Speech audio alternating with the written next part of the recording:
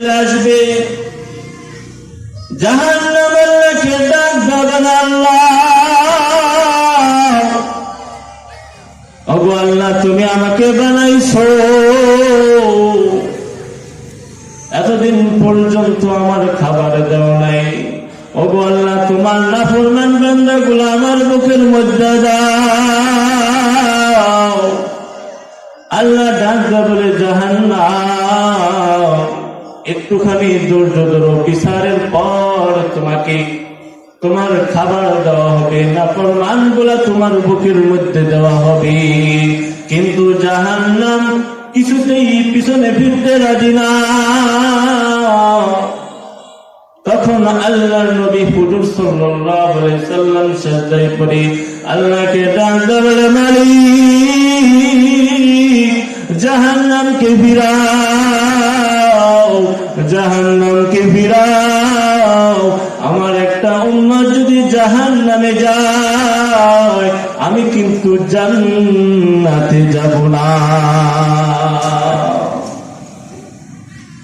আল্লাহ রাব্বুল আলামিন নবীকে বলেন, হাবিবি গো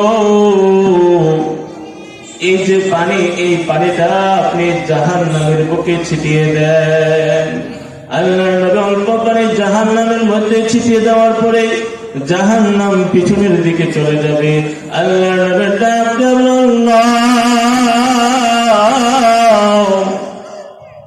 জাহান্নামকে 70,000 ফেরেশতা শিকল দিয়া ধরে রাখতে পারে না, জাহান্নামকে এত শক্তিশালী ফেরেশতা ধরে রাখতে পারে না। ওগো আল্লাহ এটা কি এমন বরকতের পানি যেটা দেওয়ার পরে জাহান্নাম পিছনে চলে গেছে। ওগো আল্লাহ এটা কি জমজমের পানি, এটা কি আব হায়াতের পানি, ওগো আল্লাহ এটা কি বৃষ্টির পানি, ওগো আল্লাহ এটা কিসের পানি? আল্লাহ নবী ডাক দেয়া বলে, নবী গো এটা তো কোনো বৃষ্টির পানি না, এটা আব হায়াতের পানি না, ওগো নবী এটা কাউসারের পানি না, ওগো আল্লাহ এটা হলো ওই বরকতের পানি, এটা হলো আপনার ওই নাফরমান গুনাহগার বান্দাদের পানি, যারা গুনাহ করার পরে যারা রাত্রে ঘুমায় নাই, আমার দরবারে দু চোখের পানি ফেলাইয়া কান্নাকাটি করছে, চোখের পানি ফেলাইয়া রাত ভর কান্নাকাটি করছে। এটা হলো ওই গুনাহগারদের পানি, যারা গুনাহ করার পরে যারা চোখের পানি ফেলাইছে। আমি আল্লাহ এই পানিটা নষ্ট করি না, এই পানিটা আমি সংরক্ষণ করে রেখেছি। এই চোখের পানি কত দাম? আল্লাহর নবী বলেন, আল্লাহর নবী হুজুর সাল্লাল্লাহু আলাইহি সাল্লাম বলেন, যদি কোনো মানুষ তার শরীর থেকে মাছের পাতা পরিমাণ চোখ দিয়ে পানি বের করে, তাহলে তার জন্য জাহান্নামের আগুন হারাম হয়ে যাবে।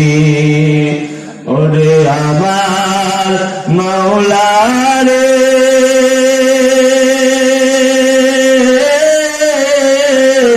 ওরে আমার মাবুদ রে, কোথায় গেলে পাইব তোমার ঠিকানা, কোথায় গেলে পাইব তোমার ঠিকানা, তোমার পায়ে